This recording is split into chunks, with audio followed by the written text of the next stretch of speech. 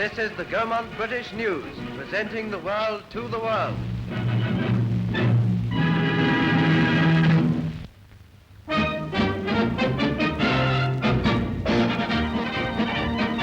It has been amply demonstrated for the benefit of those who didn't know that no country within striking distance of Germany is safe. It is well, therefore, that while Belgium maintains her neutrality, she keeps her defense forces at concert pitch. In 1914, the tiny Belgian army rendered invaluable service to the Allies in holding up the march of German aggression. She wrote a chapter in history as gallant and as memorable as Finland in 1940.